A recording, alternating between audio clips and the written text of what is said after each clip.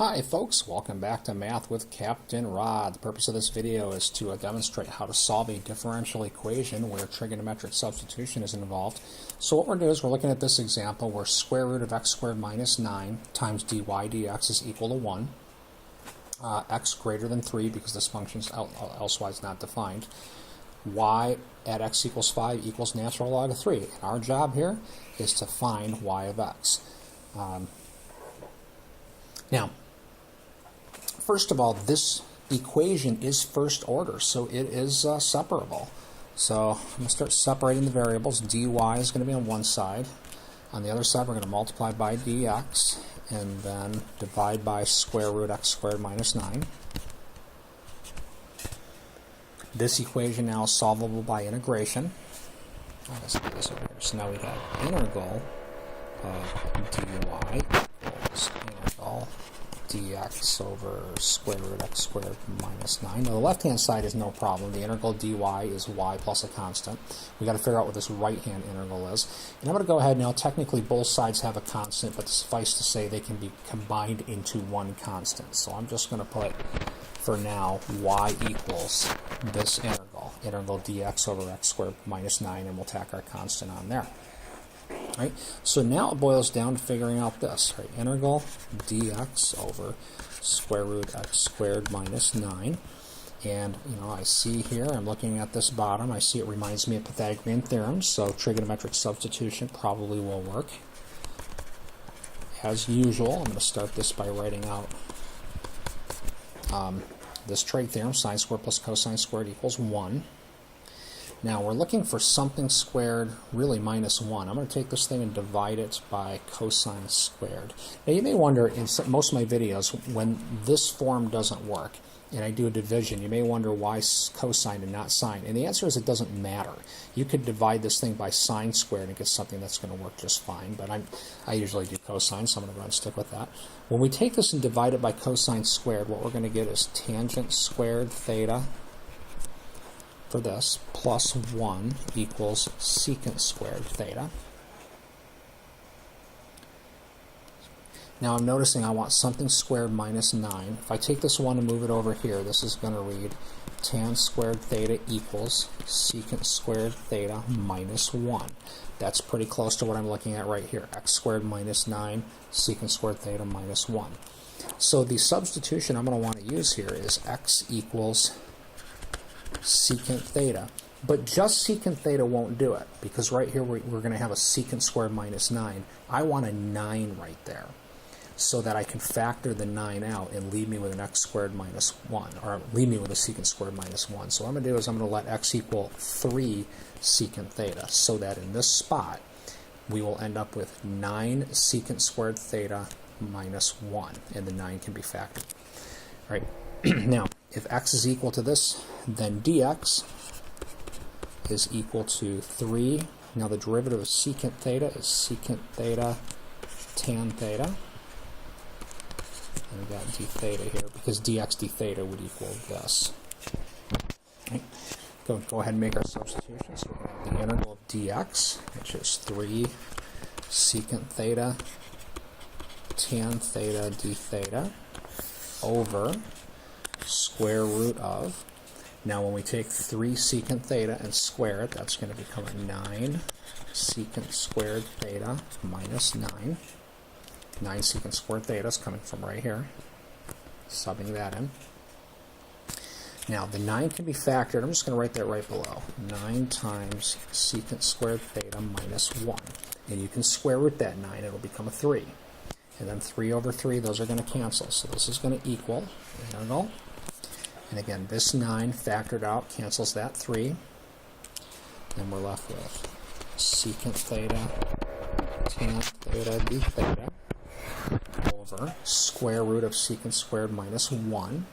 Again, we factored the 9 out. I look right here, secant squared minus 1 is tangent squared, and then square rooted is tan theta. All right? So these now cancel. And we're left with integral secant theta d theta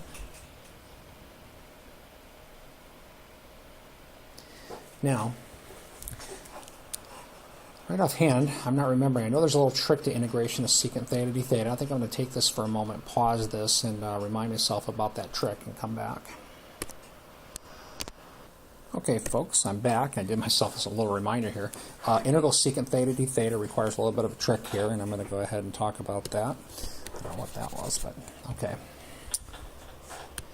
And the trick to this integral is multiplying the top and bottom by secant theta plus tan theta.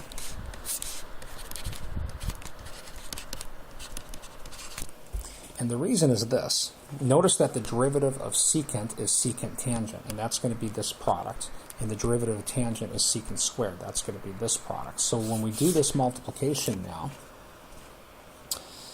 and let's see, I'm going to need some more room here. So I'm going to go back. I got to erase a bunch of stuff here. I'm going to store the things that I really need, though. We're going to need this, no doubt, at some point. That was from our substitution. I'm going to store that here. I'm going to get rid of a bunch of this other stuff that I do not need anymore.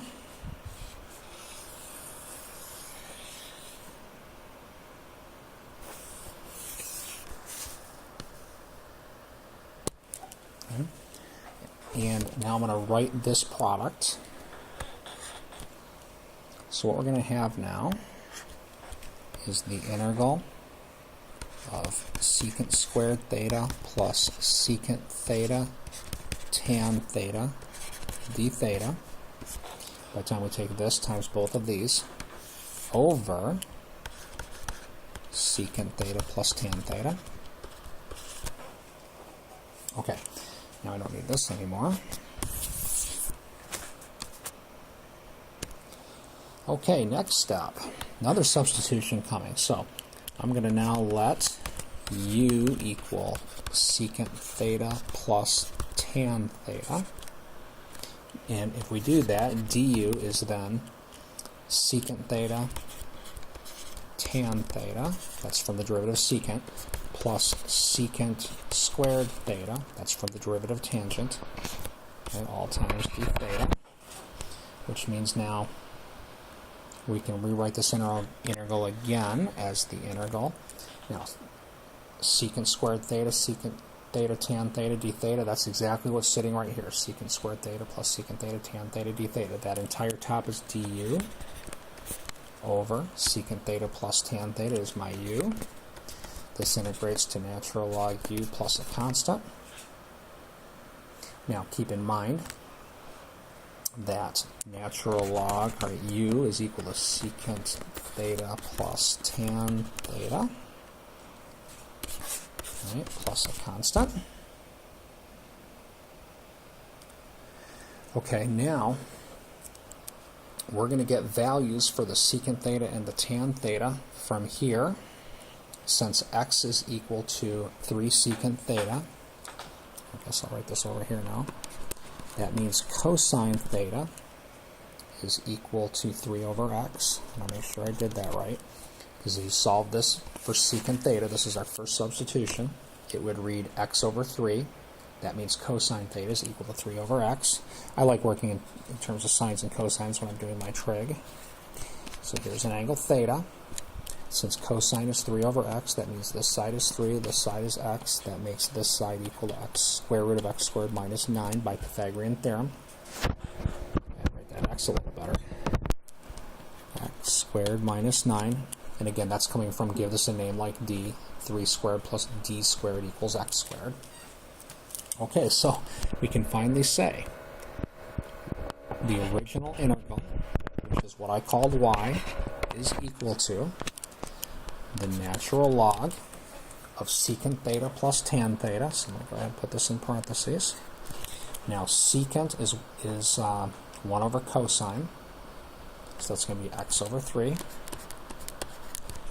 plus tan theta. I'm looking at my picture now. Tan theta is opposite over adjacent, so that's going to be square root x squared minus 9 over 3, plus some constant.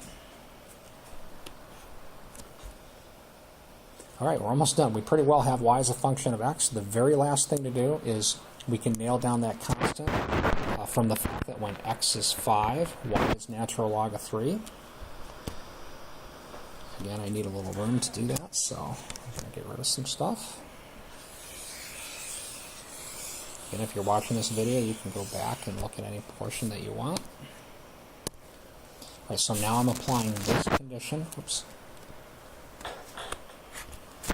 Here, x is 5, y is natural log 3, and I'm solving that, or putting that into our solution. So that's going to read natural log of 3 equals natural log of 5 over 3 plus square root of 25 minus 9 over 3 plus a constant.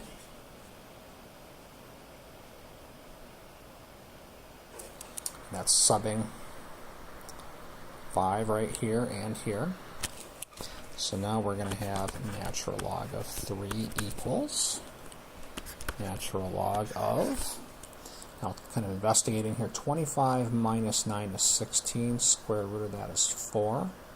So that's going to be 5 over 3 plus 4 over 3, that's 9 over 3, okay, plus c. So natural log of 3 is equal to natural log of 3 plus c. I can see from this now that my constant c is 0. And we're finally done. That means our function, I'm going to put some function language on that. Y as a function of x is equal to natural log of x over 3 plus square root x squared minus 9 over 3. And the constant's 0, and we're done. Now, some things here that I've kind of ignored or not made a big deal of, going through all of this, things like, this function is only defined for x greater than 3. This function here, technically this should be an absolute value because the natural log is only defined for positive values.